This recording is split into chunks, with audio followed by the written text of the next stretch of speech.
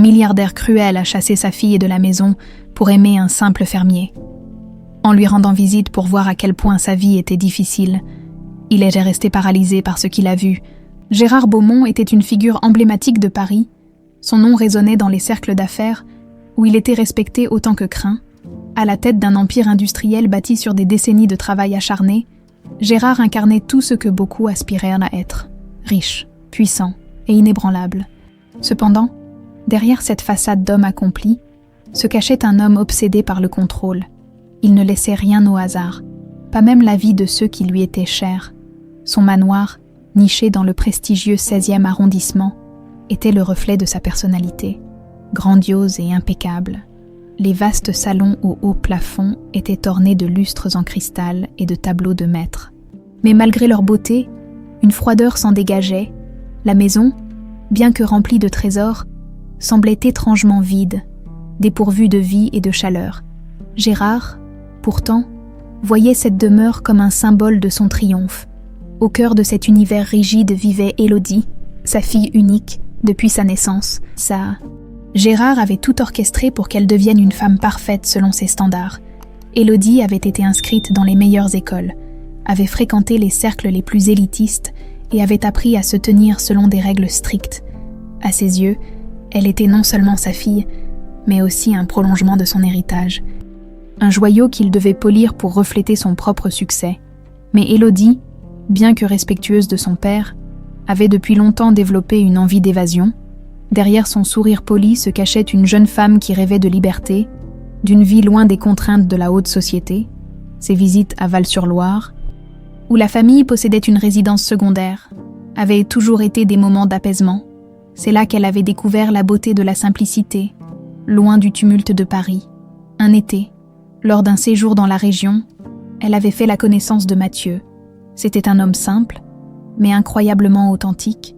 Avec ses mains robustes et son regard franc, Mathieu incarnait tout ce qu'Élodie admirait. Leur première rencontre s'était faite lors d'une promenade matinale. Mathieu travaillait dans un champ voisin et l'avait salué avec un sourire chaleureux. Ce qui avait commencé par une conversation anodine s'était rapidement transformé en une complicité naturelle. Mathieu avait une manière unique de voir le monde. Pour lui, la richesse ne se mesurait pas en biens matériels, mais en la satisfaction de bâtir quelque chose de ses propres mains. C'était une philosophie qui captivait Élodie. Plus elle passait de temps avec lui, plus elle comprenait que le bonheur qu'elle cherchait n'existait pas dans le luxe, mais dans la simplicité et l'authenticité. Lorsque Gérard avait appris l'existence de Mathieu, ce fut un véritable choc. Un domestique, ayant remarqué les absences fréquentes d'Élodie, avait rapporté à Gérard que sa fille passait du temps avec un fermier. Incapable de contenir sa colère, il avait immédiatement convoqué Élodie dans son bureau. Le bureau de Gérard était une pièce intimidante, tapissée de bois sombre et éclairée par une lumière tamisée. Gérard, assis derrière un bureau imposant, fixa sa fille avec un mélange de déception et de fureur. « Alors, c'est vrai ce que j'entends », commença-t-il, sa voix froide résonnant dans la pièce. Élodie, debout face à lui, tenta de rester calme. « De quoi parles-tu, papa ?» Il claqua une main sur le bureau. « Ne joue pas à ce jeu avec moi, Élodie. Ce fermier... Mathieu, c'est ça. Que fais-tu avec un homme comme lui ?» Élodie inspira profondément avant de répondre. « Je l'aime. » Ces 3 mots suffirent à déclencher une explosion de colère chez Gérard. Il se leva brusquement, faisant grincer sa chaise contre le sol. « Aimer, un fermier, as-tu perdu la tête? Tout ce que j'ai construit pour toi, tout ce que j'ai sacrifié, et tu jettes tout ça aux oubliettes pour un homme sans avenir. » Mais Élodie ne flancha pas. « Mathieu n'est pas sans avenir. Papa, il travaille dur, il est honnête, et surtout, il m'aime pour ce que je suis, pas pour ce que tu veux que je sois. » Gérard, furieux, laissa échapper un rire amer. « Si tu choisis cette vie, alors tu n'es plus ma fille. » Ces mots, tranchants comme une lame, laissèrent Élodie sans voix pendant un instant. Mais elle finit par redresser la tête, déterminée. « Alors, je partirai. » Cette nuit-là, Élodie quitta la maison familiale avec un simple sac. Elle laissa derrière elle une vie de privilèges pour suivre son cœur. Gérard, quant à lui, resta seul dans son grand bureau, en regardant par la fenêtre. Il murmura pour lui-même. « Elle reviendra. Ils reviennent toujours. » Mais au fond de lui, une peur s'insinua. Et si cette fois, il avait vraiment perdu sa fille? Les jours qui suivirent le départ d'Élodie furent marqués par un silence pesant dans le manoir Beaumont. Gérard, bien qu'habitué à la solitude, ressentait un vide qu'il n'arrivait pas à combler. Chaque coin de la maison lui rappelait sa fille, le piano qu'elle jouait avec grâce, la bibliothèque où elle passait des heures à lire, et même la terrasse où ils partageaient autrefois des petits déjeuners sous le soleil matinal. Pourtant, son orgueil ne lui permettait pas de reconnaître la profondeur de sa perte. Dans son esprit, Élodie finirait par revenir. Il se répétait, comme un mantra, qu'elle comprendrait tôt ou tard son erreur. La vie à la campagne, pensait-il, ne convenait pas à une femme comme elle. Comment pouvait-elle troquer le confort et l'élégance de Paris pour une existence simple et rude? Mais les semaines se transformèrent en mois, et aucun signe d'Élodie. Gérard, agacé, refusa de montrer la moindre faiblesse. « Elle reviendra », répétait-il à son personnel lorsqu'il surprenait des regards inquiets. Pourtant, dans l'intimité de ses pensées, une autre émotion commençait à émerger. Le doute pendant ce temps, Élodie et Mathieu s'adaptaient à leur nouvelle vie ensemble. Les débuts furent loin d'être faciles. Avec peu d'économies et aucun soutien financier, ils durent travailler sans relâche pour maintenir la petite ferme à flot. Chaque jour apportait son lot de défis, des récoltes incertaines, des machines vieillissantes et une communauté méfiante envers une jeune femme venue de la grande ville. Mais Élodie, déterminée à prouver qu'elle avait fait le bon choix, ne céda pas. Elle apprit à traire les vaches, à planter des semences et même à réparer les outils agricoles aux côtés de Mathieu. Le travail physique, bien que nouveau pour elle, lui apportait un sentiment de satisfaction qu'elle n'avait jamais connu auparavant. À chaque coucher de soleil, lorsqu'elle observait les champs dorés s'étendre à perte de vue, elle sentait une paix intérieure qui la confortait dans sa décision. Mathieu, de son côté, admirait la force et la résilience de la femme qu'il aimait, bien qu'il sache que les débuts seraient difficiles. Il ne doutait jamais de leur réussite. Ensemble, ils formèrent un partenariat solide, partageant les tâches et les responsabilités. Leur amour, renforcé par les épreuves, devint leur plus grande source de motivation. Un soir, alors qu'ils partageaient un repas simple à la lumière d'une bougie, Élodie regarda Mathieu avec un sourire sincère. « Nous allons y arriver, n'est-ce pas ?» demanda-t-elle. Mathieu hocha la tête, prenant sa main dans la sienne. « Bien sûr que oui. Ce ne sera pas facile. Mais ensemble, rien n'est impossible. » Pendant ce temps, à Paris, Gérard continuait de surveiller de loin. Bien qu'il ait coupé officiellement tous les liens avec Élodie, il avait ses moyens pour rester informé. Des contacts dans la région lui rapportaient des nouvelles sporadiques. Elle vivait toujours avec Mathieu. Elle travaillait à la ferme. Et apparemment, elle semblait heureuse. Cette dernière information le déroutait. Comment pouvait-elle être heureuse dans des conditions aussi primitives? Pour Gérard, cela défiait toute logique, et pourtant, une part de lui était curieuse. Une autre part, bien plus profonde, commençait à ressentir une pointe de regret, mais l'orgueil continuait de dicter ses actions, et il refusa de faire le moindre pas vers elle. Un jour, une lettre arriva au manoir. Elle provenait d'Élodie.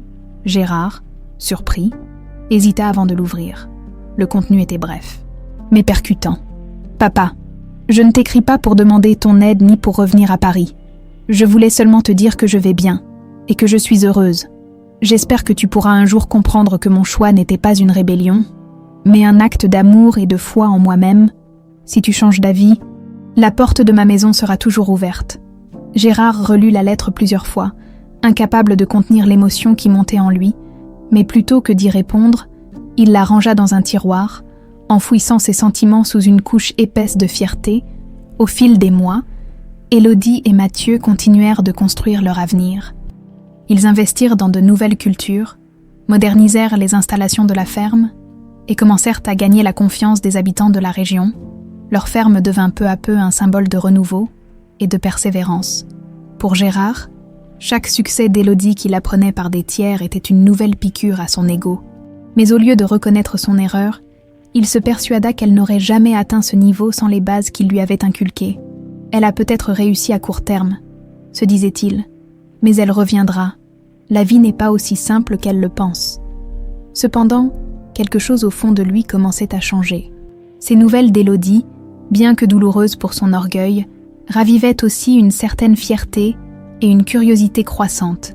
Il se demandait de plus en plus à quoi ressemblait sa vie maintenant, et si, en vérité, il avait sous-estimé sa fille. Sous le ciel bleu de Val-sur-Loire, Élodie découvrait chaque jour un nouveau pan de la vie rurale. Elle, qui avait grandi entourée de domestiques et de confort, s'habituait désormais à des journées rythmées par le lever du soleil et le travail acharné. Bien que les débuts aient été éprouvants, Élodie trouvait une certaine satisfaction dans cette simplicité nouvelle. La petite ferme qu'elle partageait avec Mathieu était modeste mais chaleureuse. La maison, faite de pierres anciennes et recouverte de vignes vierges, respirait l'authenticité. À l'intérieur, chaque pièce racontait une histoire. Des meubles en bois patinés par le temps, des rideaux cousus à la main par Élodie, et des bouquets de fleurs sauvages disposés sur les tables. Cependant, cette idylle champêtre n'était pas sans défi. Lorsqu'Élodie était arrivée, la ferme était en difficulté. Les champs, mal entretenus, donnaient peu de rendement, et les équipements agricoles étaient vétustes. La jeune femme, bien que novice en matière d'agriculture, s'était rapidement mise au travail pour aider Mathieu. Elle se souvenait encore de son premier jour de travail dans les champs, armée d'une pelle qu'elle tenait maladroitement. Elle avait tenté de creuser un sillon sous l'œil amusé de Mathieu. « Tu tiens la pelle comme si c'était une baguette de chef d'orchestre », avait-il plaisanté. « Eh bien, tu n'es pas loin », avait-elle rétorqué en riant. « Mon père voulait que je devienne pianiste. Je suppose que c'est assez similaire. Sauf que là, j'ai des ampoules aux mains. » Peu à peu, Élodie apprit les rudiments du métier. Planter, arroser, récolter, et même gérer les comptes de la ferme, bien qu'elle fasse parfois des erreurs. Sa détermination impressionnait les habitants du village. Certains, au départ sceptiques face à cette fille de la ville, commencèrent à l'accepter, reconnaissant en elle une véritable volonté de s'intégrer. Mathieu, de son côté, était un soutien inébranlable. Il voyait en Élodie non seulement une partenaire de vie, mais aussi une femme courageuse prête à tout pour construire un avenir avec lui. Ensemble, ils partagèrent les joies et les peines, trouvant toujours une raison de sourire malgré les difficultés. Un jour, alors qu'ils déjeunaient sous le grand chêne près de leur maison, Mathieu proposa une idée. « Élodie, j'ai réfléchi, et si nous diversifions nos cultures ?» Elle fronça les sourcils, curieuse. « Diversifier comment ? Nous pourrions planter des vignes, » expliqua-t-il avec enthousiasme. « Le climat ici est parfait, et le vin pourrait devenir une source de revenus importante. » Élodie, bien que novice en agriculture, était fascinée par cette idée. Elle savait que Mathieu était un homme de vision, et elle lui faisait confiance. Ensemble, ils commencèrent à planifier les premières étapes de ce nouveau projet. Pendant ce temps, Gérard continuait de mener sa vie à Paris, mais son esprit était souvent hanté par des pensées de sa fille. Bien qu'il ne la voie jamais à personne, il gardait précieusement la lettre qu'Élodie lui avait envoyée. Il la relisait parfois le soir, seul dans son grand bureau, cherchant entre les lignes des indices sur sa vie actuelle. « Heureuse », murmurait-il souvent, incrédule. Comment pouvait-elle être heureuse dans un environnement si rustique, si éloigné du luxe auquel elle était habituée? Mais au fond de lui, une partie de Gérard commençait à envier cette sérénité qu'il percevait dans ses mots. Sa propre vie, bien que comblée de succès matériels, lui semblait parfois dénuée de sens. De retour à Val-sur-Loire, Élodie et Mathieu poursuivaient leurs efforts pour revitaliser la ferme. Ils travaillaient de longues heures, mais trouvaient toujours le temps de profiter de petites joies. Un dîner improvisé sous les étoiles, une promenade dans les bois, ou simplement un moment de silence partagé à regarder le coucher du soleil. Pour Élodie, ces instants étaient inestimables. Ils lui rappelaient pourquoi elle avait choisi cette vie, pourquoi elle avait tourné le dos à Paris et à son père. Un soir, alors qu'elle rangeait des livres dans leur petite bibliothèque, elle tomba sur un vieil album de photos qu'elle avait emporté avec elle. Elle feuilleta les pages, découvrant des images de son enfance, son premier piano, son sourire radieux lors d'un anniversaire, et des moments avec son père avant que leur relation ne devienne si tendue. Une photo en particulier attira son attention. Elle montrait Gérard, jeune et souriant, portant Élodie sur ses épaules lors d'une promenade au parc. Ce souvenir lui tira un soupir mélancolique, malgré tout ce qui s'était passé. Une part d'elle espérait que son père puisse un jour comprendre ses choix. De l'autre côté, à Paris, Gérard observait le portrait d'Élodie posé sur son bureau. « Qu'est-ce que j'ai raté ?» murmura-t-il. Mais avant que ses pensées ne le conduisent trop loin, Il secoua la tête et retourna à ses dossiers. Comme pour chasser cette vulnérabilité naissante. Ce même soir, sous le ciel étoilé de Val-sur-Loire, Élodie et Mathieu s'embrassèrent près des vignes qu'ils venèrent de planter. Leur avenir restait incertain, mais une chose était sûre. Ils étaient ensemble, et cela suffisait sous le soleil de Val-sur-Loire. Les terres d'Élodie et Mathieu prirent peu à peu une toute autre allure. Là où, autrefois, les champs semblaient abandonnés, des rangées ordonnées de cultures prospéraient désormais, les vignes, plantées avec tant d'espoir, commencèrent à s'épanouir, promettant une première récolte dans les années à venir. Mais cet essor n'était pas le fruit du hasard. Il était le résultat de sacrifices, de travail acharné et d'une vision commune. Élodie, bien qu'encore novice dans le domaine agricole, s'était immergée dans l'apprentissage. Elle passait des heures à lire des manuels sur les techniques de culture, à assister à des ateliers locaux et à discuter avec les anciens du village. Dont les conseils se révélaient souvent inestimables, elle découvrit rapidement que la clé du succès résidait dans la patience et la persévérance. Mathieu, de son côté, était le pilier technique de leur projet. Avec son expérience et son intuition, il savait quand ajuster les méthodes ou expérimenter de nouvelles idées. Ensemble, ils formaient une équipe complémentaire, unissant savoir théorique et savoir-faire pratique. La première victoire notable survint lorsque leurs premières récoltes de légumes et de fruits surpassèrent toutes les attentes. Le marché local, initialement sceptique face à ce jeune couple venu transformer une ferme délabrée, fut rapidement conquis par la qualité exceptionnelle de leurs produits. Un matin, Élodie se tenait derrière leur étal au marché hebdomadaire du village. Les habitants, attirés par ces paniers débordants de fruits mûrs et colorés, s'arrêtaient pour acheter, discuter et même complimenter le couple sur leur réussite. « Ces pommes sont magnifiques », remarqua une cliente, en goûtant une tranche offerte par Élodie. « Elles ont été cultivées avec amour », répondit-elle en souriant, sa voix sincère reflétant la fierté qu'elle ressentait. Les relations qu'ils entretenaient avec les villageois se renforcèrent au fil du temps. Ceux qui, autrefois, regardaient Élodie avec méfiance ou condescendance, commencèrent à voir en elle une vraie membre de la communauté. Son humilité et sa volonté de s'investir brisaient les préjugés qui l'avaient initialement entourée. Parallèlement, Mathieu et Élodie décidèrent d'aller plus loin. Inspirés par le succès des premières récoltes, ils commencèrent à diversifier leurs activités. Outre les légumes et les fruits, ils se lancèrent dans la production artisanale de confitures et de jus de fruits. Utilisant des recettes transmises par les familles locales, cette initiative marqua un tournant pour leur ferme. Les produits, vendus sous une petite marque qu'ils avaient baptisée les Vergers de Beaumont, connurent un succès inattendu. Les commandes affluaient non seulement des villages voisins, mais aussi de petites épiceries de la région. Un après-midi, alors qu'Élodie remplissait des bocaux de confiture dans leur cuisine transformée en atelier improvisé, Mathieu entra avec une lettre à la main. « Regarde ça », dit-il avec excitation, en tendant l'enveloppe à Élodie. Elle l'ouvrit et lut à voix haute. Une invitation à participer au salon des producteurs locaux de Tours. Mathieu hocha la tête. « C'est une opportunité incroyable pour nous. Si nous pouvons présenter nos produits là-bas, cela pourrait ouvrir encore plus de portes. » Élodie sourit, reconnaissant l'importance de cette occasion. Elle savait que leur succès n'était pas uniquement une question de finances. Pour elle, chaque nouvelle étape était une preuve que leur choix et leur travail acharné portaient leurs fruits. De retour à Paris, Gérard continuait de recevoir des nouvelles sporadiques de Val-sur-Loire. Bien qu'il ne demandât jamais directement des informations, ses contacts lui fournissaient des mises à jour régulières lorsqu'il apprit qu'Élodie et Mathieu étaient invités à un salon prestigieux. Il ne put s'empêcher de ressentir un mélange d'admiration et d'amertume.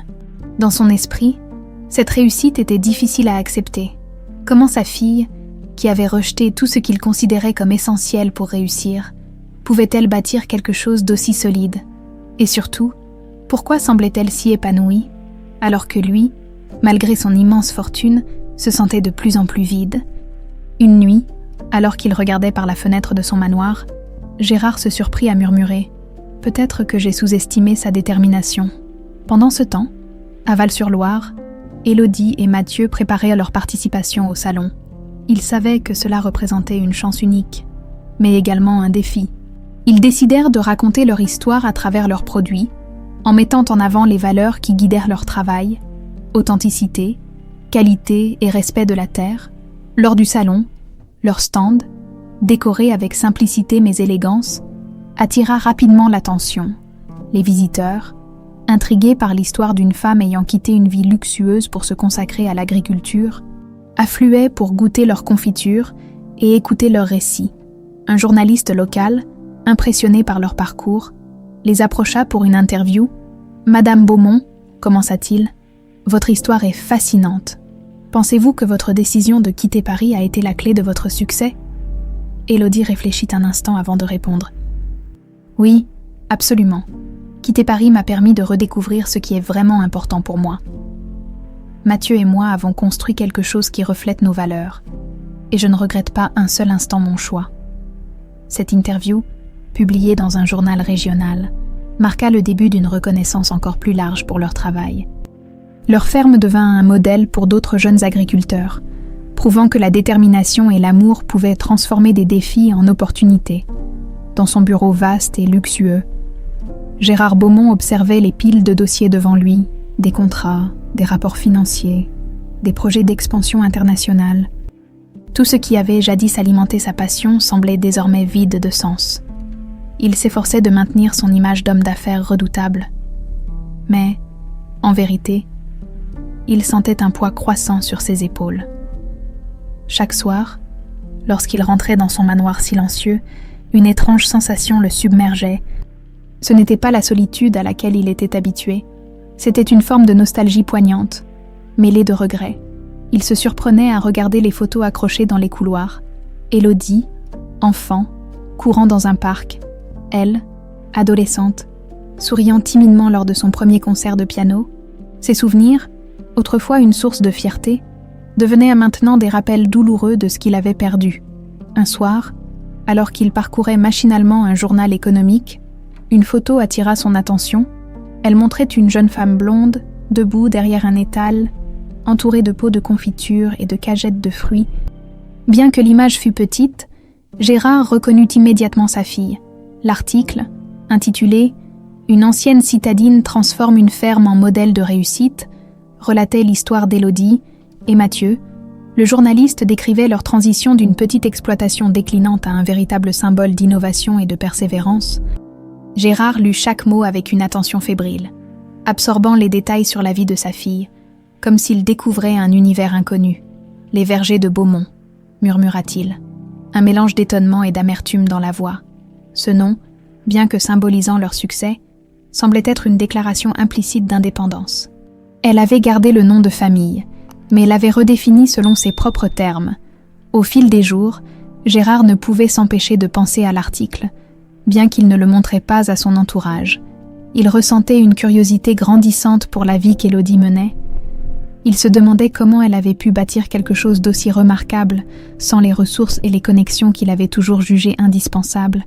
Un matin, il convoqua discrètement son assistant personnel, Julien, un jeune homme loyal et discret. « Julien, » commença Gérard en feignant une indifférence. « J'aimerais que vous vous rendiez à Val-sur-Loire, rassembler des informations sur une ferme locale, les vergers de Beaumont, disons que c'est pour une étude de marché. » Julien, bien qu'intrigué, n'osa poser aucune question. Il obéit rapidement, prenant la route dès le lendemain pour visiter la région. Pendant ce temps, Gérard continuait de jongler avec ses responsabilités quotidiennes, mais son esprit était ailleurs. Il se remémorait les nombreuses fois où il avait ignoré les rêves et les aspirations de sa fille. Convaincu qu'il savait mieux qu'elle ce qui lui convenait, quelques jours plus tard, Julien revint avec un rapport détaillé. Il posa une série de photos et de documents sur le bureau de Gérard. « Monsieur Beaumont, la ferme est bien plus qu'un simple succès local. Ils ont récemment remporté un prix régional pour l'innovation agricole. Et leurs produits commencent à être distribués dans plusieurs épiceries fines. Les habitants parlent d'eux avec beaucoup d'admiration. » Gérard feuilleta les photos, fixant longuement une image montrant Élodie et Mathieu côte à côte. Souriant, devant une rangée de vignes, il semblait heureux.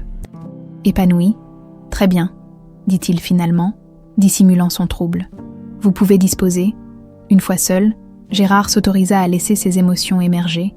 Il était partagé entre une immense fierté et une amertume profonde. Sa fille, elle avait réussi, non pas grâce à lui, Mais malgré lui, cette révélation le poussa à réfléchir à ses propres choix. Toute sa vie, il avait construit des murs autour de lui, se convainquant que sa richesse et son pouvoir étaient tout ce qui comptait. Mais ces murs, il s'en rendait compte maintenant, l'avaient aussi isolé de ce qui avait réellement de la valeur. Un soir, incapable de trouver le sommeil, Gérard se rendit dans le salon principal. Il s'assit dans l'un des fauteuils en cuir près de la cheminée, une coupe de vin à la main. La pièce, bien que somptueuse, lui semblait vide. Il se surprit à penser que l'agitation d'une maison pleine de vie, comme celle qu'il imaginait à Val-sur-Loire, aurait pu combler ce vide. « Qu'ai-je fait » murmura-t-il à voix basse. Cette question, bien qu'inaudible pour quiconque, résonnait fort dans son cœur. Pendant ce temps, à Val-sur-Loire, Élodie et Mathieu continuaient de s'épanouir. Ils ne savaient rien des tourments de Gérard, ni de son intérêt croissant pour leur vie. Leur quotidien était rythmé par les récoltes, la gestion des commandes et les moments de bonheur simples qu'ils partageaient ensemble. Un soir, alors qu'ils dînaient sur la terrasse en admirant un ciel parsemé d'étoiles, Élodie se tourna vers Mathieu. « Tu penses qu'un jour, mon père viendra voir tout ça ?» demanda-t-elle, sa voix douce mais teintée de tristesse. Mathieu posa sa main sur la sienne. « Peut-être, mais s'il le fait, ce sera parce qu'il a changé, pas parce qu'il veut te contrôler à nouveau. » Élodie hocha lentement la tête, espérant que Mathieu ait raison. Au fond d'elle, elle voulait croire que Gérard pouvait encore comprendre les choix qu'elle avait faits. Et peut-être trouver un moyen de reconstruire leur lien. De retour à Paris, Gérard, seul dans son manoir, contemplait cette même possibilité. La curiosité de Gérard, nourrie par des semaines de réflexion et de doute, finit par prendre le dessus, malgré son orgueil toujours présent. Il se surprit à organiser un voyage discret à Val-sur-Loire. Il ne savait pas vraiment ce qu'il espérait trouver, mais une part de lui était attirée par l'idée de voir, de ses propres yeux, la vie qu'Élodie avait bâtie. Un matin frais de printemps, Gérard quitta Paris sans prévenir personne. Il monta dans sa voiture, accompagné seulement de son chauffeur, et se lança dans ce voyage qui marquerait un tournant décisif dans sa vie. La route serpentait à travers la campagne, dévoilant des paysages de collines verdoyantes, de champs dorés et de petits villages pittoresques. Gérard, habitué à l'effervescence de la ville, observa ce décor avec une fascination inattendue. Lorsqu'ils arrivèrent à Val-sur-Loire, Gérard demanda à son chauffeur de le déposer à quelques kilomètres de la ferme. Il voulait s'y rendre à pied, comme s'il cherchait à absorber chaque détail, à se reconnecter lentement à ce monde qu'il avait toujours méprisé. En approchant des terres d'Élodie et Mathieu, il fut frappé par l'ordre et la beauté du lieu. Les rangées de vignes s'étendaient à perte de vue, parfaitement entretenues, les arbres fruitiers, en pleine floraison, formaient une palette de couleurs éclatantes. Une petite pancarte à l'entrée affichait fièrement « Les vergers de Beaumont ». Gérard s'arrêta un instant pour observer l'ensemble. Il avait imaginé un endroit modeste, presque rustique, mais ce qu'il voyait dépassait de loin ses attentes. C'était un lieu qui respirait le travail acharné, mais aussi une certaine forme de paix et d'harmonie. Alors qu'il s'approchait de la maison principale, une silhouette familière apparut à l'horizon. Élodie, vêtue d'un pantalon en toile et d'une chemise légère, portait un panier rempli de fruits fraîchement cueillis. Elle semblait absorbée dans sa tâche, un sourire tranquille sur le visage. Gérard sentit son cœur se serrer. C'était la première fois depuis des années qu'il la voyait en personne. Elle avait changé, mais pas comme il l'avait redouté, au lieu d'une femme abattue par les épreuves. Il voyait une Élodie épanouie, rayonnante de sérénité et de force intérieure. Prenant une profonde inspiration, il fit un pas en avant. Le gravier sous ses pieds crissa, attirant l'attention d'Élodie. Elle se retourna brusquement, son regard croisant celui de son père. Un silence tendu s'installa entre eux. Seulement troublée par le chant des oiseaux, Élodie posa doucement son panier à terre, incertaine de ce qu'elle devait dire ou faire. « Papa » murmura-t-elle finalement, sa voix empreinte de surprise et de méfiance. Gérard, mal à l'aise, hésita avant de répondre. « Élodie, je voulais te voir. » Elle le regarda longuement, cherchant à déchiffrer ses intentions. Tant d'émotions contradictoires tournèrent dans son esprit, la colère, la tristesse, mais aussi une étrange pointe d'espoir. « Pourquoi maintenant ?» demanda-t-elle enfin, brisant le silence. Gérard baissa les yeux, incapable de soutenir son regard. « Je ne sais pas vraiment, avoua-t-il. Peut-être parce que je réalise que j'ai fait une erreur. Ces mots, bien qu'imparfaits, marquèrent un tournant. Élodie, bien que méfiante, décida de ne pas le rejeter immédiatement. « Viens », dit-elle en désignant la maison d'un geste. « On va parler. » Ils marchèrent côte à côte, en silence, jusqu'à la terrasse où Mathieu les rejoignit rapidement. Il échangea un regard prudent avec Élodie, cherchant à comprendre ce qui se passait. « Mathieu, voici mon père, Gérard Beaumont », dit Élodie d'un ton neutre. Mathieu hocha la tête, tendant une main à Gérard. « Enchanté, monsieur Beaumont. » Gérard, bien que légèrement décontenancé par la simplicité de l'homme, accepta la poignée de main. Mathieu. Ils s'assirent autour d'une table en bois, où Élodie leur servit un verre de jus de fruits fait maison. Gérard, habitué aux meilleurs crus de vin, fut surpris par la fraîcheur et la saveur naturelle de cette boisson. « Alors » commença Élodie, croisant les bras. « Qu'est-ce que tu veux exactement, papa ?» Gérard prit un moment pour formuler sa réponse. « Je voulais voir par moi-même ce que tu as construit et te dire que je suis fière de toi. » Élodie haussa un sourcil, sceptique. « Fière, toi qui m'as dit que je détruirais ma vie en choisissant cette voie ?» La remarque, bien que directe, toucha Gérard. « Je le pensais à l'époque, » admit-il. « Mais en voyant tout ça, je réalise que je me suis trompée. » Le ton de Gérard était sincère, mais Élodie n'était pas prête à baisser sa garde si facilement. « Pourquoi maintenant, après toutes ces années de silence ?» Gérard baissa les épaules, son visage exprimant une fatigue émotionnelle qu'il ne pouvait plus cacher. « Parce que j'ai compris que j'ai laissé mon orgueil détruire notre relation, et parce que tu me manques. » Ces derniers mots, presque murmurés, résonnèrent profondément en Élodie. Elle détourna les yeux. Cherchant à dissimuler les larmes qui montaient, Mathieu, sentant que le moment était chargé, posa une main sur l'épaule d'Élodie. « Peut-être que c'est une bonne chose qu'il soit venu, » dit-il doucement. Élodie respira profondément avant de répondre. « Je ne sais pas si je peux te pardonner si facilement. »« Papa, mais on peut essayer. » Gérard hocha la tête, reconnaissant. « C'est tout ce que je demande. » Le soleil déclinait doucement sur Val-sur-Loire, projetant une lumière dorée sur la ferme des vergers de Beaumont. Gérard, assis sur la terrasse face à Élodie et Mathieu, sentit une tension palpable dans l'air. Bien qu'il ait fait un pas important en venant ici, il savait que le chemin vers la réconciliation serait semé d'embûches. Élodie, malgré sa décision de laisser son père entrer dans sa vie pour cette conversation, restait sur la défensive, ses bras croisés et son regard fixe reflétaient les blessures encore vives, causées par des années de silence et de rejet. Mathieu, quant à lui, se tenait légèrement en retrait, observant attentivement. Il savait que ce moment appartenait avant tout à Élodie, mais il était prêt à intervenir si nécessaire. « Alors » dit finalement Élodie, brisant le silence. « Que comptes-tu faire maintenant ?» La question, bien que simple, mit Gérard dans l'embarras. Lui-même n'avait pas encore de réponse claire. Il avait agi sur un instinct, poussé par la nostalgie et un besoin profond de renouer avec sa fille. Mais il n'avait pas encore réfléchi à l'étape suivante. « Je ne sais pas encore », avoua-t-il honnêtement, ses mains jouant nerveusement avec son verre de jus de fruits. « Je voulais d'abord comprendre ta vie, voir ce que tu as construit, et peut-être trouver une façon de réparer ce que j'ai brisé. » Élodie fronça les sourcils. « Ce que tu as brisé, papa, tu ne réalises même pas à quel point tu m'as blessée. Tu m'as dit que je n'étais plus ta fille. Tu m'as laissé partir sans une seconde d'hésitation. Et maintenant, tu arrives ici, comme si rien ne s'était passé. » Les mots d'Élodie frappèrent Anne-Gérard comme un coup de poignard. Il baissa la tête, incapable de soutenir son regard. « Tu as raison, » murmura-t-il. « Je n'ai aucune excuse. J'ai agi par orgueil, par peur de perdre le contrôle. Et c'est exactement ce que j'ai fait. Je t'ai perdu. » Mathieu, voyant l'émotion dans la voix de Gérard, intervint doucement. « Monsieur Beaumont, je ne vous connais pas bien, mais je sais une chose.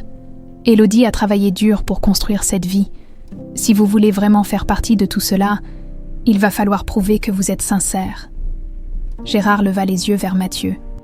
Surpris par le ton direct mais respectueux du jeune homme, « Je comprends », dit-il simplement. Élodie, touchée par l'intervention de Mathieu mais toujours méfiante, posa ses coudes sur la table et fixa son père. « Alors prouve-le. Ce ne sont pas des mots qui vont effacer ce que tu as fait. Le silence retomba sur la terrasse, seulement interrompu par le chant des grillons. Gérard, bien que peu habitué à se trouver dans une position vulnérable, savait que ce moment était crucial. « Je suis prêt à faire ce qu'il faut », déclara-t-il enfin, sa voix empreinte de détermination. « Dis-moi comment je peux réparer les choses. » « Élodie, je suis prêt à apprendre. » Ces mots, bien qu'hésitants, marquèrent une première brèche dans la carapace d'Élodie. Elle le fixa longuement, cherchant à déceler une quelconque trace de manipulation ou de calcul. Mais tout ce qu'elle vit, c'était un homme fatigué, rongé par le regret, et sincèrement désireux de se racheter. « Très bien, » dit-elle finalement. « Tu veux apprendre? Alors reste ici quelques jours, vis notre vie, et peut-être que tu comprendras ce que cela signifie. » Gérard, bien que surpris par cette proposition, hocha lentement la tête. « D'accord, si c'est ce que tu veux. » Mathieu se redressa légèrement. Approuvant silencieusement la décision d'Élodie, il savait que cela ne serait pas facile, ni pour elle, ni pour Gérard. Mais c'était une opportunité pour les deux de franchir une première étape vers une éventuelle réconciliation. Ce soir-là, après avoir montré à Gérard une petite chambre d'amis située dans une annexe de la maison, Élodie et Mathieu se retrouvèrent seuls dans leur salon. « Tu es sûr de vouloir qu'il reste ?» demanda Mathieu, son ton rempli de douceur mais aussi d'inquiétude. Élodie soupira. « Je ne sais pas, Mathieu. Une part de moi veut lui donner une chance, mais une autre a peur qu'il ne comprenne jamais vraiment. » Mathieu s'approcha d'elle et posa une main rassurante sur son épaule. « Tu es forte, Élodie. Quoi qu'il arrive, tu sauras gérer, et je suis là pour toi. » Pendant ce temps, Gérard, seul dans la chambre qu'on lui avait assignée, contemplait les murs simples mais accueillants. Cette modestie contrastait fortement avec le luxe de son manoir parisien. Mais étrangement, il ne se sentait pas mal à l'aise. Il ressentait même une forme de soulagement, comme s'il s'éloignait enfin du poids de ses propres attentes. Avant de se coucher, il ouvrit la fenêtre pour laisser entrer la brise fraîche de la campagne. Le chant des criquets et l'odeur de la terre humide lui rappelèrent des souvenirs qu'il ne pensait plus avoir. Il s'allongea sur le lit, et pour la première fois depuis des années, il sentit une lueur d'espoir naître en lui. Peut-être que ce séjour à Val-sur-Loire n'était pas seulement une tentative de réconciliation avec sa fille, mais aussi une chance de se réconcilier avec lui-même. Le matin suivant, Gérard se réveilla au son des oiseaux, et à la lumière douce du soleil filtrant à travers les rideaux de sa chambre, habitué au bruit des voitures et à l'agitation constante de Paris, ce calme rural était presque déconcertant. Il passa quelques instants à contempler la simplicité de la pièce, chaque détail semblant refléter la vie qu'Élodie avait choisie, modeste, mais empreinte de chaleur et d'authenticité. Après s'être habillé, il descendit dans la cour principale, où il trouva Mathieu occupé à charger des caisses de légumes dans un vieux camion. Gérard, d'un pas hésitant, s'approcha de lui. « Bonjour Mathieu », dit-il d'un ton réservé. Mathieu releva la tête et lui adressa un sourire cordial. « Bonjour Monsieur Beaumont. Bien dormi. Mieux que je ne l'aurais pensé », répondit Gérard, un peu surpris par sa propre sincérité. Élodie sortit de la maison à ce moment-là, un panier de pain frais à la main. Elle salua son père d'un simple signe de tête, encore distante, mais prête à tester sa capacité à s'intégrer à leur quotidien. « Si tu veux comprendre notre vie, » dit-elle en posant le panier sur une table à l'ombre, « il va falloir te mettre au travail. » Gérard hocha la tête, bien qu'une partie de lui soit légèrement déconcertée par l'idée. L'homme d'affaires puissant qu'il était n'avait jamais touché une pelle, ni même envisagé de le faire. Mais il savait que ce moment était crucial, qu'il devait montrer à Élodie qu'il était prêt à faire des efforts. Mathieu lui tendit une paire de gants usés. « Nous avons besoin d'aide pour désherber une parcelle de vigne ce matin. Ce n'est pas compliqué, mais ça demande de l'endurance. » Gérard accepta les gants. Conscient que le regard d'Élodie était fixé sur lui, guettant la moindre hésitation, « Je suis prêt », dit-il d'un ton ferme. Plus pour se convaincre lui-même que pour les autres, la matinée fut rude pour Gérard. Habitué à un environnement climatisé et à des réunions de direction, il découvrit rapidement à quel point le travail manuel pouvait être exigeant. À genoux dans la terre, tirant les mauvaises herbes sous le soleil déjà chaud, il sentit son dos protester, et ses mains, même protégées par les gants, se raidir.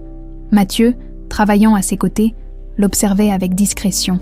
Il remarqua que, bien que maladroit, Gérard ne se plaignait pas. Cela, en soi, était un bon signe.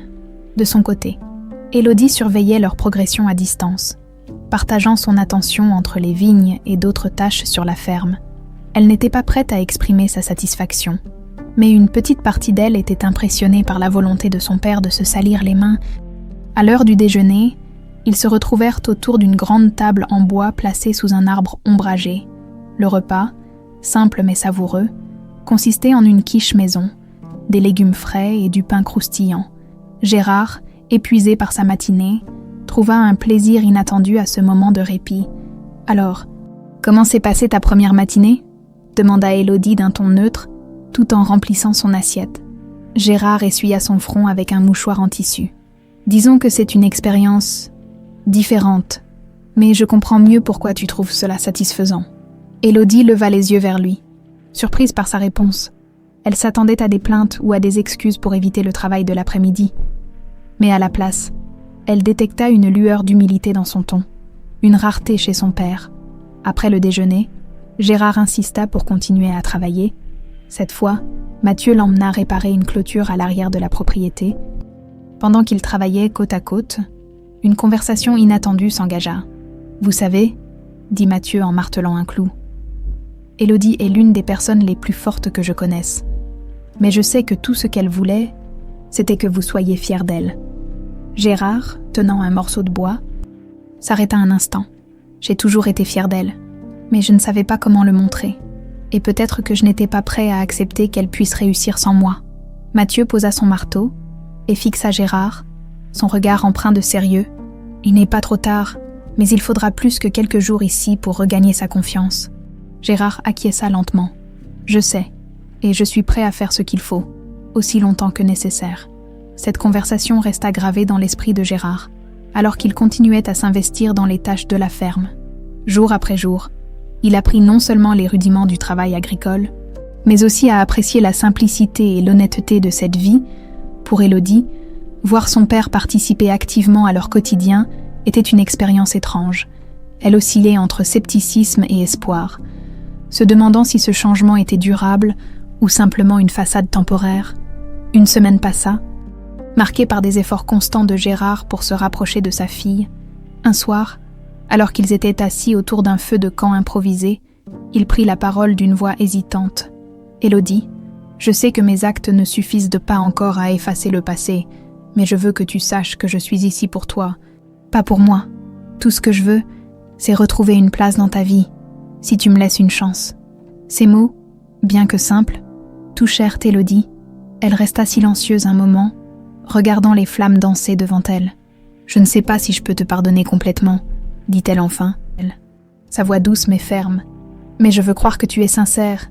Alors, on verra. » Ce moment, bien que fragile, marqua une avancée significative. Gérard, pour la première fois depuis des années, sentit une lueur d'espoir. Les jours passèrent, et Gérard commença à s'adapter au rythme de la ferme. Ce qui, au départ, semblait être un défi insurmontable, devint progressivement une routine apaisante. Chaque matin, il se réveillait avant le lever du soleil, enfilait des vêtements pratiques, une chemise légère et un pantalon robuste, et rejoignait Mathieu pour planifier les tâches du jour.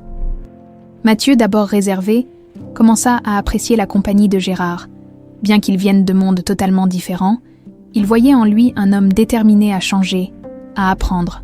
Gérard, de son côté, trouvait dans les gestes simples du travail agricole une forme de rédemption qu'il n'avait jamais imaginé possible. Un matin, alors qu'ils inspectaient ensemble les vignes pour vérifier la maturité des raisins, Mathieu partagea une réflexion. « Vous savez, monsieur Beaumont, travailler la terre vous apprend beaucoup sur vous-même.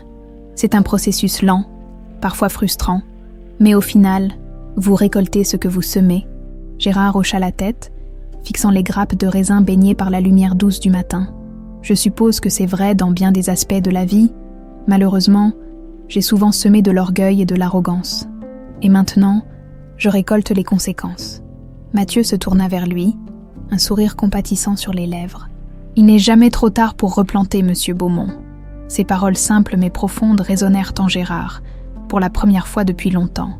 Il commençait à envisager la possibilité d'un vrai changement, non seulement pour réparer sa relation avec Élodie, mais aussi pour se réinventer en tant qu'homme. Pendant ce temps, Élodie observait son père de loin. Elle le voyait se plier à des tâches qu'elle n'aurait jamais cru possibles pour lui.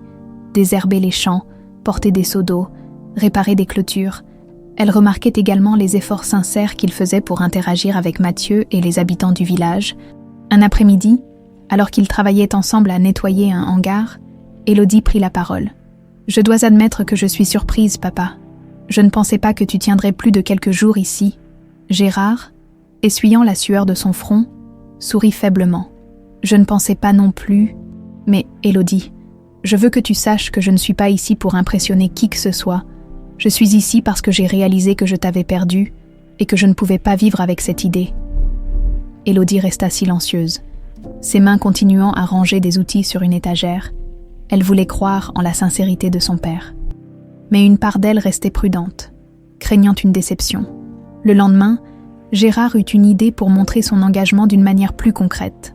Lors d'une discussion avec Mathieu, il proposa d'investir dans une petite machine pour faciliter les récoltes. « Ce n'est pas une manière d'imposer quoi que ce soit », précisa Gérard, conscient de la sensibilité de la situation. « Mais je veux contribuer, d'une façon ou d'une autre, à ce que vous construisez ici. » Mathieu, après avoir consulté Élodie, accepta la proposition.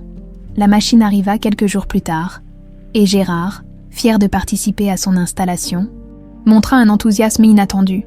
Ce geste, bien qu'apparemment simple, marqua un tournant dans la perception qu'Élodie avait de son père. Un soir, alors qu'ils partageaient un repas sous les étoiles, la conversation prit une tournure plus personnelle. « Papa » commença Élodie, sa voix hésitante. « Est-ce que tu regrettes tout ce que tu as fait ? Pas seulement avec moi, mais dans ta vie en général. » Gérard, surpris par la question, resta pensif un moment. « Oui » répondit-il finalement. « Pendant longtemps, j'ai cru que le succès matériel était tout ce qui comptait. Mais en construisant mon empire, j'ai détruit tellement de choses. J'ai perdu ta mère, j'ai perdu toi. Et maintenant, je réalise que tout cet argent, tout ce pouvoir, n'ont aucune valeur si je suis seule. » Ces mots, bien qu'empreints de douleur, étaient les sincères. Pour la première fois, Élodie sentit une ouverture chez son père qu'elle n'avait jamais perçue auparavant. « Je ne peux pas changer le passé, » continua Gérard, « mais je veux croire que je peux changer ce que l'avenir réserve. Et pour cela, j'ai besoin de toi. » Élodie, touchée, posa une main sur celle de son père. « Je ne te promets rien, papa, mais peut-être qu'on peut essayer. » Ce moment, bien que fragile, marqua une avancée importante dans leur relation. Gérard, pour la première fois, sentit qu'il avait une chance de regagner la confiance et l'amour de sa fille. Dans les jours qui suivirent, la ferme sembla résonner d'une énergie nouvelle. Gérard s'investissait dans chaque tâche avec un enthousiasme grandissant, et ses interactions avec Élodie et Mathieu devinrent plus naturelles, plus chaleureuses. Pour Élodie, ces changements étaient à la fois réconfortants et déstabilisants. Elle voyait en son père des qualités qu'elle n'avait jamais remarquées auparavant. De l'humilité, une volonté d'apprendre, et une sincérité qui semblait authentique. Un après-midi, alors qu'ils travaillaient ensemble dans les champs, Élodie se tourna vers lui. « Papa, je crois que je commence à te voir différemment. Peut-être que tu as changé, après tout. » Gérard, le visage marqué par la fatigue mais illuminé par un sourire, répondit simplement « C'est tout ce que j'espérais, Élodie. » Le soleil s'élevait à peine au-dessus des collines de Val-sur-Loire lorsque Gérard se réveilla, ses muscles endoloris par les jours de travail à la ferme. Pourtant, cette douleur physique, loin d'être un fardeau, lui apportait une étrange satisfaction. Chaque effort fourni sur ces terres semblait effacer un peu plus les poids invisibles qu'il portait depuis des années, son orgueil, ses regrets et cette solitude qu'il n'avait jamais voulu admettre. Ce matin-là, Mathieu l'attendait déjà près de la grange, une fourche à la main. « Prêt pour une autre journée », lança-t-il avec un sourire amical. Gérard hocha la tête, attrapant ses gants de travail. « Prêt, qu'avons-nous au programme aujourd'hui ?» Mathieu lui expliqua qu'ils allaient nettoyer les écuries et réparer une section endommagée de la toiture de la grange.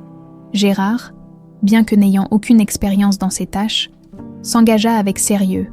Acceptant sans broncher les instructions de Mathieu, à mesure que la journée avançait, Gérard commença à se rendre compte que ce travail manuel, loin d'être une simple corvée, possédait une qualité presque méditative.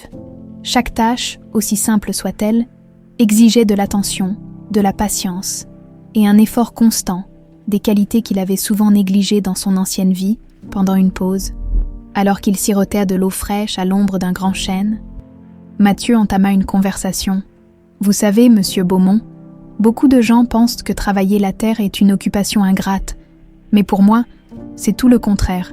Il y a une certaine noblesse dans le fait de nourrir les autres, de prendre soin de la nature. » Gérard, essuyant son front, réfléchit un moment avant de répondre. « Vous avez raison. C'est une perspective que je n'avais jamais envisagée. Dans mon monde, tout était question de résultats rapides, d'efficacité et de profit. Ici, les choses avancent à leur propre rythme. C'est apaisant. » Mathieu sourit, satisfait de cette réponse. Il voyait en Gérard un homme en transformation, un père cherchant à réparer des erreurs et à comprendre un monde qu'il avait toujours méprisé. De son côté, Élodie observait ces changements avec une prudence mêlée d'admiration, bien qu'elle restât sur la réserve. Elle ne pouvait nier que son père semblait sincèrement engagé dans cette nouvelle vie. Un après-midi, alors qu'ils travaillaient côte à côte dans les champs, Élodie décida de tester un peu plus les limites de son père. « Alors, papa, toujours convaincu que la vie à la campagne n'est qu'un caprice passager ?»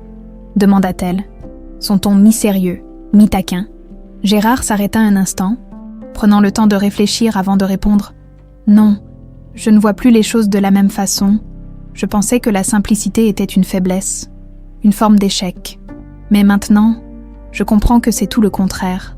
Il faut une force incroyable pour construire quelque chose avec si peu de ressources. » Ces mots touchèrent Élodie plus qu'elle ne l'aurait admis. Elle détourna les yeux, feignant de se concentrer sur le désherbage. Mais un léger sourire apparut sur ses lèvres. Le lendemain, une tâche particulière mit Gérard face à un défi inattendu. Mathieu lui demanda de livrer des caisses de fruits au marché local. Bien qu'il ait accepté sans hésitation, Gérard ressentit une certaine nervosité. Il n'avait pas l'habitude de s'exposer ainsi, encore moins dans un environnement où il ne maîtrisait rien. Au marché, les regards curieux des habitants le suivirent, alors qu'il déchargeait les caisses. Plusieurs d'entre eux avaient entendu parler de Gérard Beaumont, ce magnat parisien qui avait autrefois rejeté sa fille, et le voir dans ce rôle modeste était une surprise pour beaucoup. Une femme âgée, connue pour son franc-parler, s'approcha de lui. « Alors, c'est vous, le fameux père d'Élodie ?» demanda-t-elle, les bras croisés. Gérard, un peu pris au dépourvu, répondit avec un sourire poli. « Oui, c'est moi. » La femme le fixa un instant avant de déclarer « Votre fille est une femme incroyable. Vous avez de la chance qu'elle vous laisse une chance de revenir. Ne la gâchez pas. » Ces paroles, bien que brusques, frappèrent Gérard au cœur. Il remercia la femme d'un signe de tête et continua son travail. Mais ses pensées restèrent fixées sur ces mots. De retour à la ferme, il raconta l'anecdote à Mathieu et Élodie autour du dîner. « Je crois que votre village possède les critiques les plus honnêtes que j'ai jamais rencontrées, » plaisanta-t-il. Mathieu éclata de rire, mais Élodie se contenta d'un sourire. Réfléchissant aux efforts constants de son père pour s'intégrer, les jours suivants furent démarqués par une routine intense mais gratifiante. Gérard apprit à réparer des outils, à traire les vaches et même à préparer des bocaux de confiture sous la supervision d'Élodie. Chaque petite réussite, aussi insignifiante qu'elle puisse paraître, renforçait son sentiment d'accomplissement.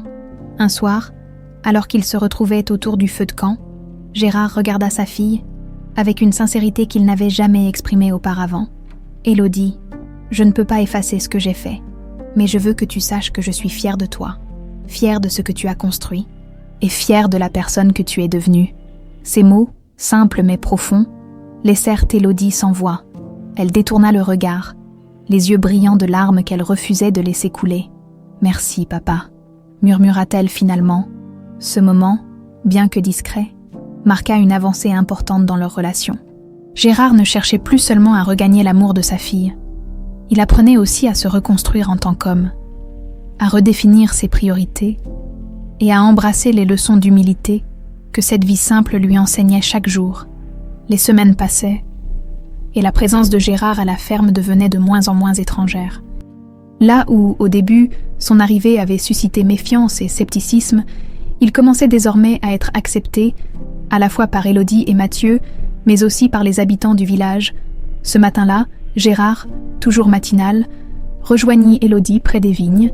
Elle était déjà en train d'examiner les feuilles des plants. à la recherche de signes de parasites. Lorsqu'il s'approcha, elle leva les yeux, légèrement surprise mais sans cette tension habituelle dans son regard. « Tu es en avance », remarqua-t-elle avec un sourire discret. Gérard haussa les épaules. « Je commence à comprendre pourquoi tu apprécies ce moment de la journée. Il y a une certaine paix ici, un silence qui te force à réfléchir. » Élodie acquiesça, avant de revenir à ses plantes.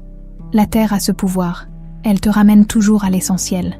Cette complicité naissante se reflétait dans leurs interactions quotidiennes.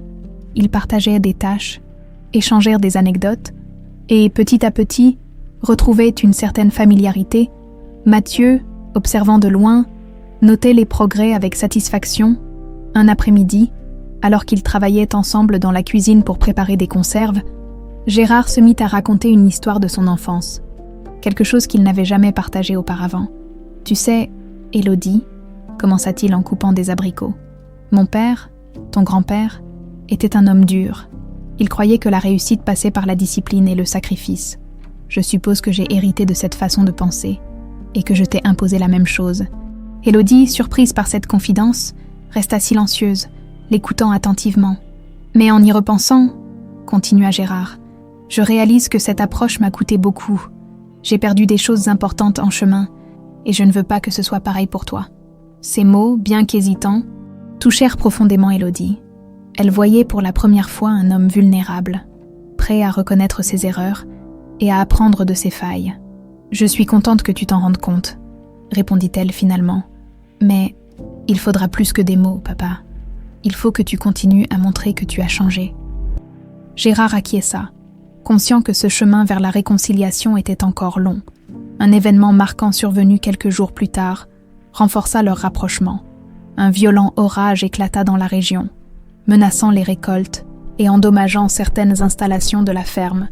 Mathieu et Gérard se mobilisèrent immédiatement pour protéger les champs. Travaillant sous la pluie battante pour sécuriser les vignes et détourner les eaux, Élodie, bien qu'inquiète, ne put s'empêcher d'être impressionnée par l'engagement de son père. Il ne reculait devant aucune tâche, même les plus ingrates, et semblait véritablement investi dans la réussite de la ferme. Après des heures d'efforts, l'orage se calma, laissant derrière lui un paysage détrempé mais intact. Alors qu'il retournait à la maison, trempé et épuisé, Élodie posa une main sur l'épaule de son père. « Merci, papa », dit-elle simplement, mais avec une sincérité qui parlait d'elle-même. Gérard, surpris mais ému, répondit d'un sourire fatigué. « C'est toi qu'il faut remercier, Élodie. Tu m'as montré une force que je ne savais pas possible. » Le lendemain, alors qu'ils évaluaient les dégâts causés par l'orage, Mathieu proposa une idée audacieuse. Organiser une fête de la récolte pour remercier tous ceux qui avaient aidé la ferme au fil des ans. « Ce serait une belle manière de célébrer ce que nous avons accompli, » expliqua-t-il, « et aussi une chance de montrer à tout le monde que nous sommes une communauté forte. » Élodie approuva immédiatement, mais Gérard, bien qu'enthousiaste, se sentit un peu nerveux à l'idée de participer à un événement public. Pourtant, il savait que c'était une occasion de renforcer ses liens avec Élodie et les autres. Les préparatifs de la fête occupèrent les jours suivants. Gérard s'investit pleinement, aidant à installer des tables, à décorer la grange, et même à cuisiner sous la supervision rigoureuse d'Élodie, pour lui. Ces gestes simples avaient une signification profonde. Ils symbolisaient son engagement à reconstruire les ponts qu'il avait brisés. Le jour de la fête, la ferme fut animée d'un éclat particulier. Les habitants du village affluèrent, apportant des plats, de la musique et une bonne humeur contagieuse. Gérard, bien que toujours un peu réservé, se mêla aux invités, engageant des conversations et écoutant avec intérêt leurs histoires. À un moment donné, Élodie l'observa de loin, un sourire attendri sur les lèvres. Pour la première fois depuis longtemps, elle voyait son père non pas comme l'homme distant et autoritaire qu'elle avait connu, mais comme une personne capable d'humilité et de chaleur humaine. Alors que la soirée avançait, Gérard prit la parole devant les invités. Un verre à la main, « Je voudrais dire quelque chose », commença-t-il, attirant l'attention de l'assemblée. « Ces dernières semaines, j'ai appris bien plus que je ne l'aurais imaginé. Cette ferme, cette communauté, et surtout ma fille, m'ont montré des valeurs que j'avais oubliées. Je suis fière de ce que vous avez accompli ici, et je suis honorée de pouvoir en faire partie, même un tout petit peu. » Ces mots, simples mais sincères, furent accueillis par des applaudissements chaleureux. Élodie, les yeux brillants, sentit une fierté qu'elle n'avait jamais ressentie auparavant envers son père. Ce soir-là, sous un ciel étoilé, Gérard comprit qu'il était enfin sur la bonne voie, non seulement pour se réconcilier avec sa fille, mais aussi pour trouver une paix intérieure qu'il avait cherchée toute sa vie. Malgré les progrès évidents dans leur relation, les tensions latentes entre Gérard et Élodie n'avaient pas complètement disparu, les blessures du passé restaient ancrées dans leur mémoire, prêtes à refaire surface à la moindre étincelle, et cette étincelle ne tarda pas, un matin, alors qu'ils discutaient dans la cuisine, Gérard évoqua une idée qui fit basculer l'atmosphère. « Élodie, commença-t-il prudemment, j'ai réfléchi à une manière de développer encore plus votre activité. Si nous investissions dans un partenariat avec des distributeurs parisiens, vous pourriez toucher un marché beaucoup plus large. » Élodie s'arrêta net. Son couteau en suspens au-dessus d'une planche à découper, elle tourna lentement la tête vers son père, le regard dur. « Un partenariat avec Paris », répéta-t-elle, incrédule. « C'est exactement ce genre de mentalité que je voulais fuir. Pourquoi toujours chercher plus, aller plus loin? Pourquoi ne pas apprécier ce que nous avons ici ?» Gérard, pris au dépourvu par sa réaction, tenta de se justifier. « Je ne dis pas que vous devez tout changer, mais tu pourrais augmenter tes revenus, améliorer vos installations, embaucher plus de personnel. »« Tu ne comprends toujours pas, n'est-ce pas ?» répliqua Élodie, sa voix tremblant d'émotion. « Cette ferme, c'est notre projet, notre vie. Nous ne cherchons pas à devenir une entreprise internationale.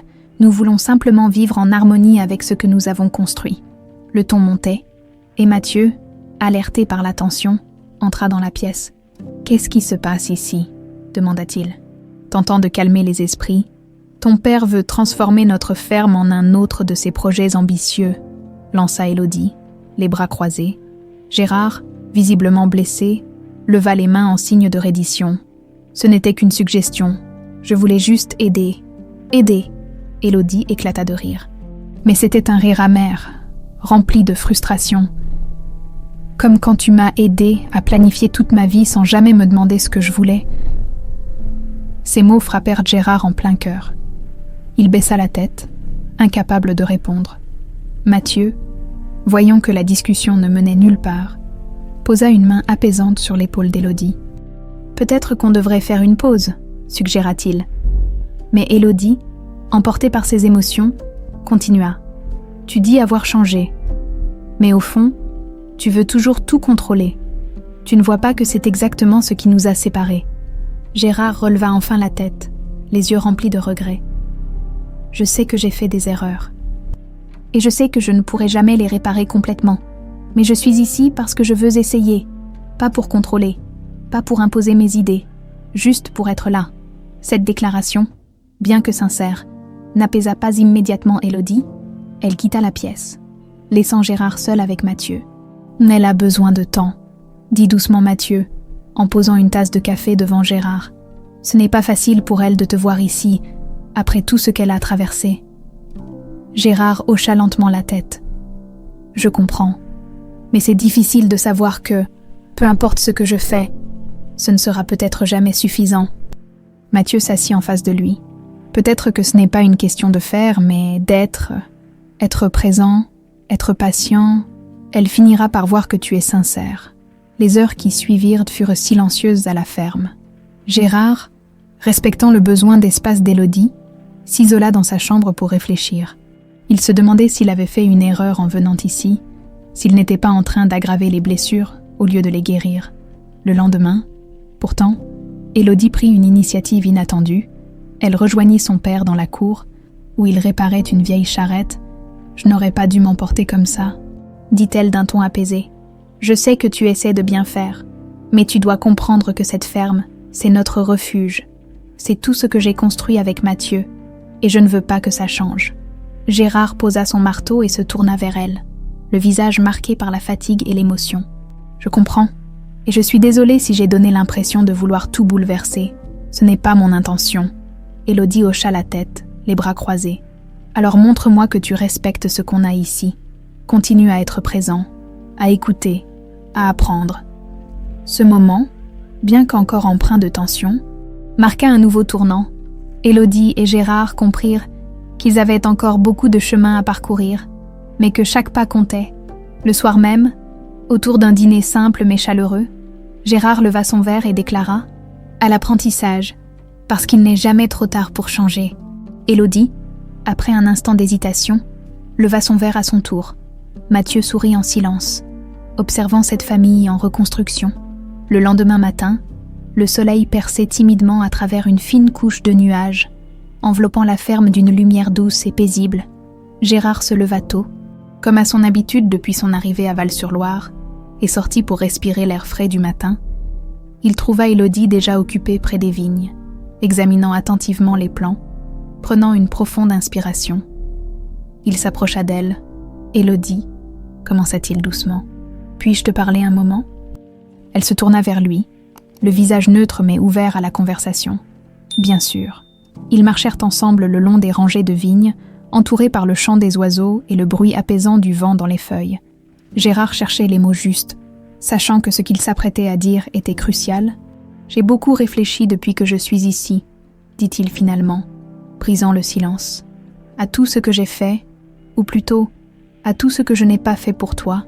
Je voulais te contrôler, te façonner selon mes attentes, et je ne me suis jamais demandé ce que toi, tu voulais réellement. » Élodie continua de marcher à ses côtés, silencieuse, mais ses traits se détendirent légèrement. « Je t'ai blessée, » poursuivit-il, sa voix tremblant légèrement. « Et je comprends maintenant que ce n'est pas quelque chose que je peux réparer avec des mots ou des gestes isolés, mais je veux que tu saches que je suis sincèrement désolée. Pas parce que je veux qu'on oublie le passé, mais parce que je veux qu'on avance, ensemble. » Ils s'arrêtèrent près d'un arbre à l'extrémité du champ. Élodie se tourna vers lui, les bras croisés, mais son regard adouci. « Papa, tu ne sais pas combien de fois j'ai souhaité entendre ça, » dit-elle, sa voix à la fois ferme et émue. « Mais le pardon n'est pas une chose facile. Il ne suffit pas de le demander, il faut le mériter. » Gérard hocha la tête, acceptant pleinement ses paroles. « Je ne m'attends pas à ce que tu me pardonnes tout de suite.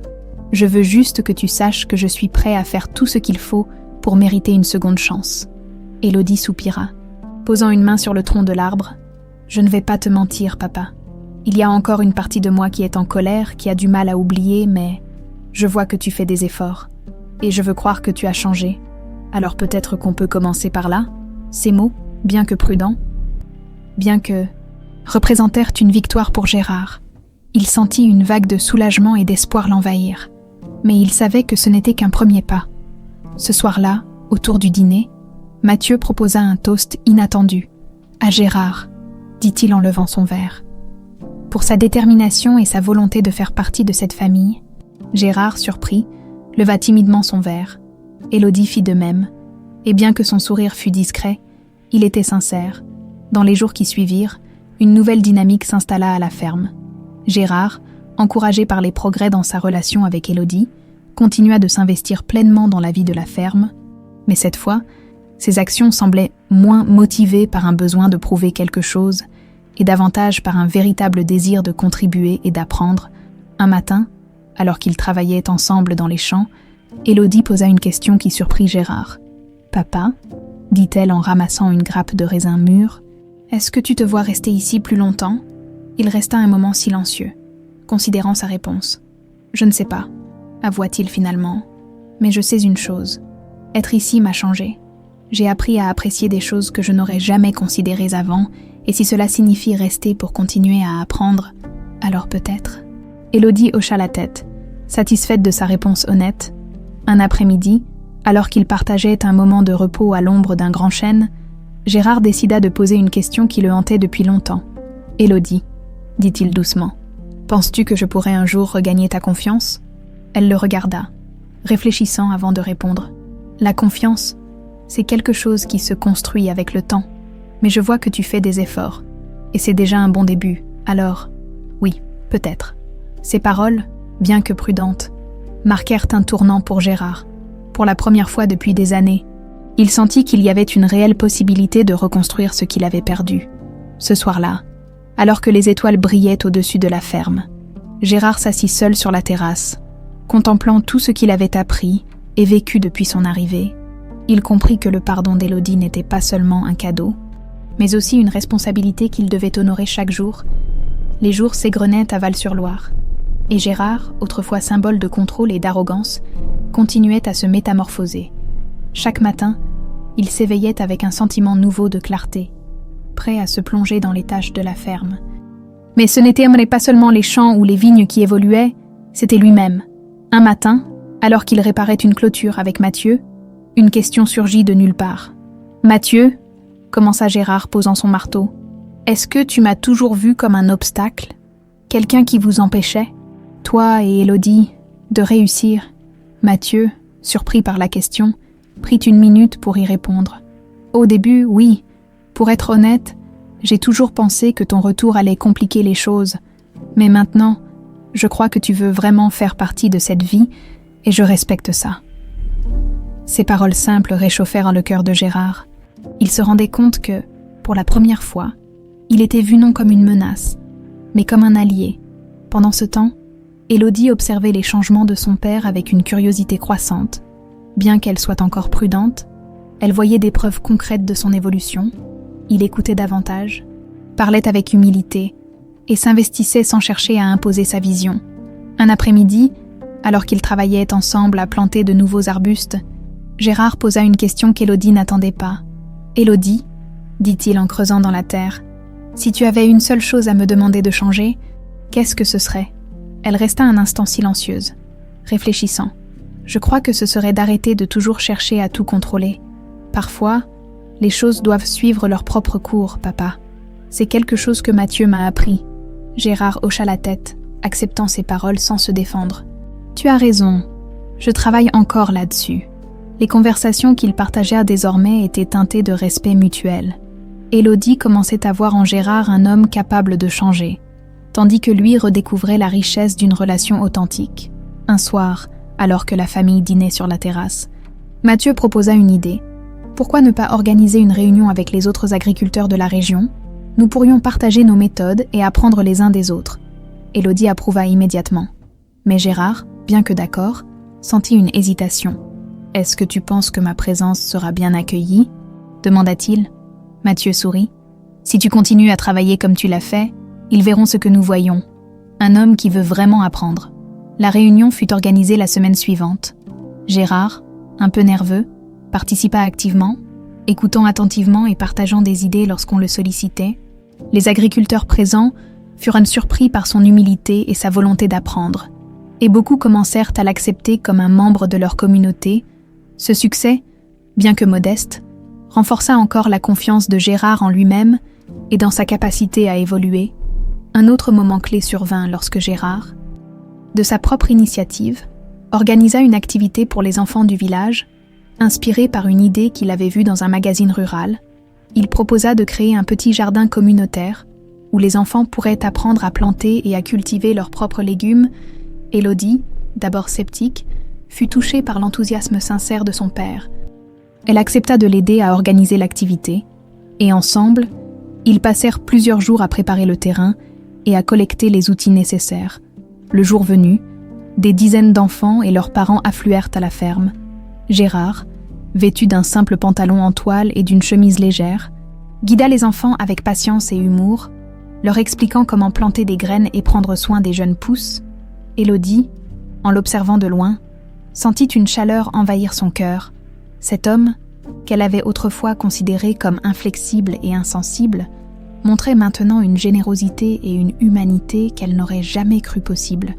À la fin de la journée, alors que les enfants repartaient avec de petits pots remplis de terre et de graines, Gérard s'assit sur un banc, visiblement fatigué mais heureux. « Papa » dit Élodie en s'asseyant à côté de lui. « Je crois que je commence à voir le père que j'espérais avoir quand j'étais enfant. » Ces mots, bien que simples, émurent profondément Gérard.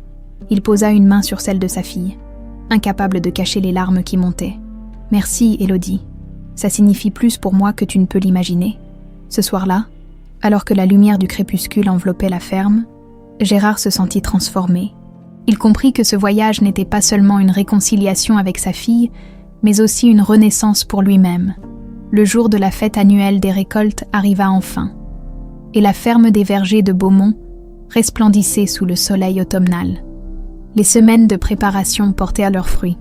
Des guirlandes lumineuses suspendues entre les arbres, des tables garnies de mets locaux et une grande scène montée près de la grange pour les discours et la musique Élodie et Mathieu avaient mis tout leur cœur dans l'organisation. Mais cette année, Gérard s'était également impliqué, apportant une touche personnelle inattendue. Dès le matin, la ferme grouillait de vie. Des familles arrivaient avec des paniers remplis de plats faits maison. Des enfants couraient autour des champs, et les habitants du village, qui avaient suivi l'histoire des vergers de Beaumont depuis des années, affluaient pour participer à cette célébration spéciale. Gérard, vêtu simplement mais avec une élégance discrète, s'occupait de finaliser les derniers détails. Il supervisait l'installation des chaises pour le dîner et vérifiait que tout était en ordre. Il ne se contentait plus d'observer, il faisait partie intégrante de cette vie qu'il avait autrefois méprisée. « Papa » l'interpella Élodie en s'approchant, un léger sourire sur le visage. « Tu es prêt pour ce soir ?» Gérard hocha la tête, bien que son regard trahît une légère nervosité. Prêt, enfin, autant que possible.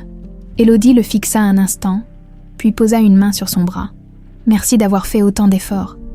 Ça compte beaucoup pour moi. » Ces mots simples, mais sincères, firent naître un sourire chez Gérard. « Je te l'ai dit, Élodie, je suis ici pour toi. » La journée se déroula dans une ambiance festive. Les invités participaient à des jeux de kermesse, dégustaient des confitures et des jus produits à la ferme, et échangèrent des histoires autour des tables.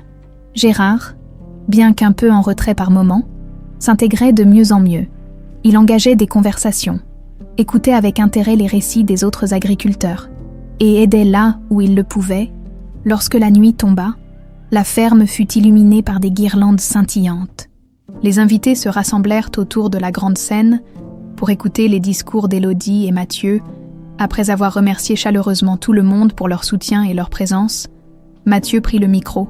« Cette année, dit-il, était spéciale pour nous, non seulement parce que nous célébrons une récolte exceptionnelle, mais aussi parce que nous avons appris que la famille peut prendre des formes inattendues. » Il se tourna vers Gérard, un sourire sincère sur les lèvres. « Gérard, vous avez montré à tous ici que le changement est possible et que la force vient aussi de la vulnérabilité.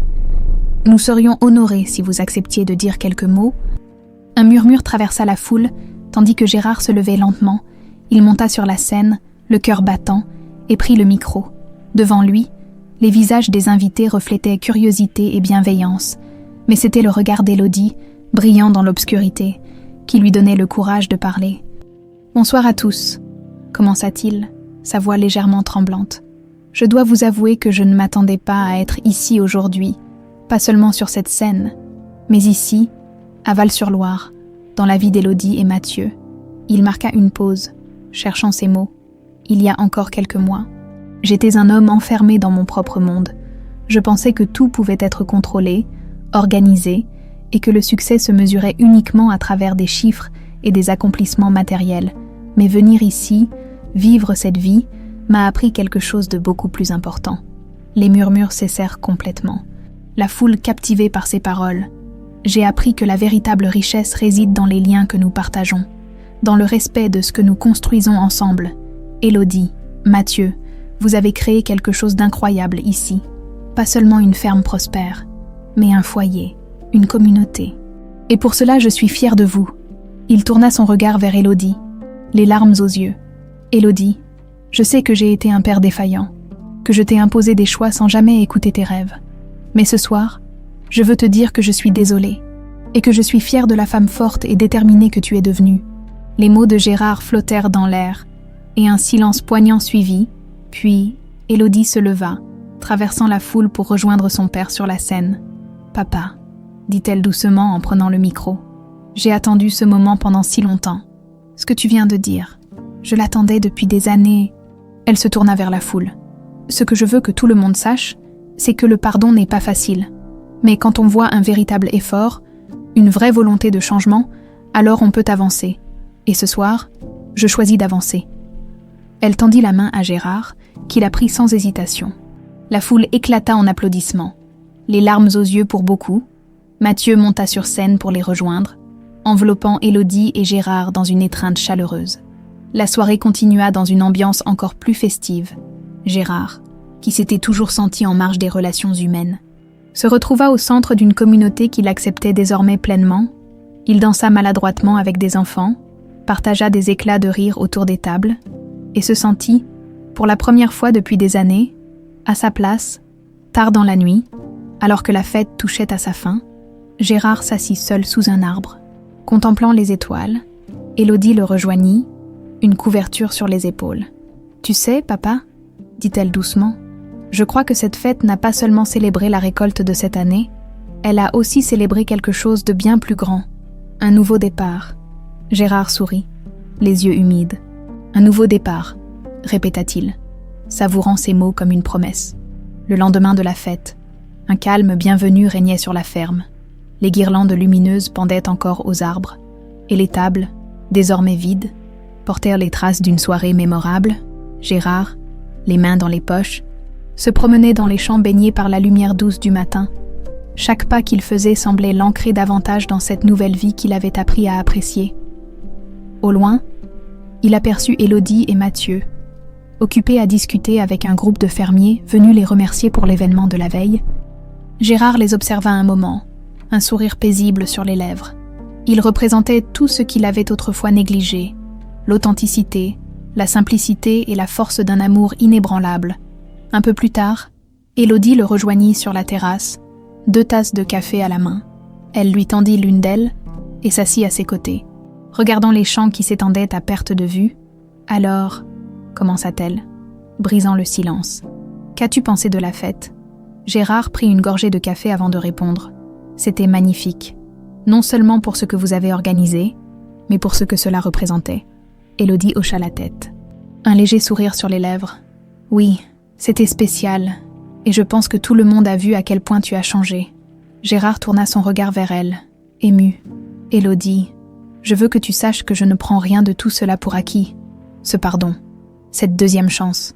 Je sais que je dois continuer à les mériter chaque jour. » Elle posa une main sur son bras, son regard rempli de sincérité. « Tu as déjà fait plus que je n'aurais jamais imaginé, papa, et je suis fière de toi. » Ces mots, simples mais puissants, touchèrent Gérard profondément. Il sentit un poids qu'il portait depuis des années s'alléger encore davantage. Les jours qui suivirent furent marqués par une routine paisible mais enrichissante. Gérard, désormais parfaitement intégré à la vie de la ferme, trouvait une satisfaction nouvelle dans chaque tâche qu'il accomplissait, qu'il s'agisse de récolter des fruits, de réparer des outils ou simplement de discuter avec les habitants du village. Il se sentait enfin connecté à quelque chose de plus grand que lui-même. Mais alors que les semaines passaient, une question commença à émerger dans l'esprit de Gérard. Devait-il rester ici pour toujours, ou devait-il trouver une manière de concilier cette nouvelle vie avec son passé? Un après-midi, il aborda le sujet avec Mathieu, alors qu'ils travaillaient ensemble à construire une nouvelle clôture. « Mathieu, » commença-t-il, « j'ai une question à te poser.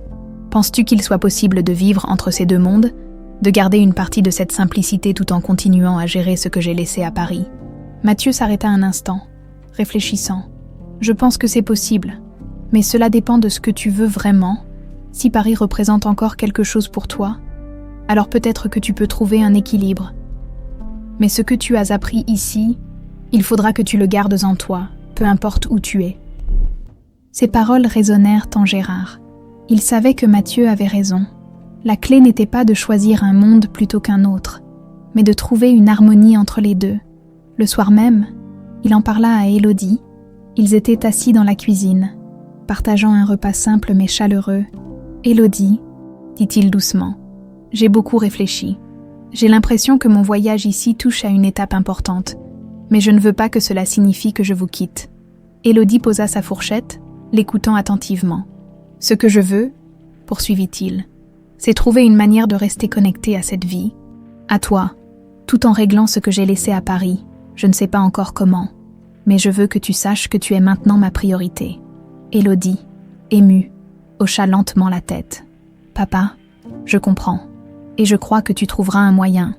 Tant que tu restes sincère dans ta démarche, je serai là pour toi. » Ces mots marquèrent un tournant. Gérard savait qu'il devait retourner à Paris pour conclure certains aspects de sa vie passée. Mais cette fois, il le ferait avec une perspective complètement différente. Quelques jours plus tard, après un dernier repas en famille, Gérard prépara ses affaires. Élodie et Mathieu l'accompagnèrent à la voiture, où il les serra dans ses bras avec une émotion palpable. « Je reviendrai », leur dit-il. « Ce n'est pas un adieu. » Élodie sourit, les larmes aux yeux. « Nous serons là, papa. Cette ferme est aussi ton foyer maintenant, sur le chemin du retour à Paris. Gérard réfléchit à tout ce qu'il avait appris à Val-sur-Loire. Chaque souvenir, chaque leçon, l'accompagnerait dans cette nouvelle phase de sa vie. Quelques mois plus tard, Gérard revint à la ferme, cette fois avec des plans concrets pour concilier ces deux mondes. Il avait restructuré ses affaires pour se concentrer davantage sur des projets éthiques et durables. Inspiré par la simplicité et la sincérité qu'il avait découvertes ici, pour Élodie et Mathieu, ce retour marqua une nouvelle ère de leur relation. Gérard n'était plus seulement un père, mais aussi un allié et un ami, quelqu'un qui avait compris la véritable essence de la vie, sous le ciel étoilé de Val-sur-Loire. Gérard contempla les champs qui s'étendèrent devant lui, sentant une paix qu'il n'avait jamais connue auparavant. Il n'avait pas seulement retrouvé sa fille, il s'était également retrouvé lui-même.